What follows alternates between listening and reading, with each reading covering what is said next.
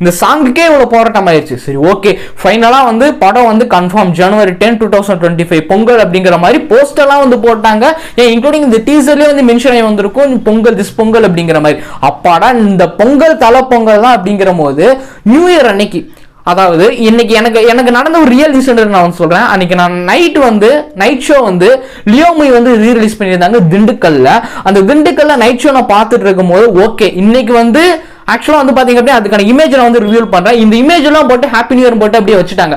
ஆனால் அப்போ ஒரு நியூஸ், ஓகேடா இன்னைக்கு வந்து ட்ரெய்லரா பயங்கரமான ஒரு டீசர் வந்து திருப்பி ரிலீஸ் ஆகுது அப்படின்னு சொல்லி எக்ஸ்பெக்ட் பண்ணிட்டு இருக்கும் போது this movie is postponed for this Pongal and some circumstance அப்படின்னு போட்டாங்க. நீ எல்லாம் மனுஷ ஜென்மம் தானா அப்படிங்கிற மாதிரி தான் வந்துச்சு. ஆனால் பயங்கரமான பேட் ரிவ்யூஸ். ஏன்னா பெரிய பெரிய படங்கள் எல்லாமே ஒரு 2 வருஷமா ஒரு ஏக்கத்தோட ஒரு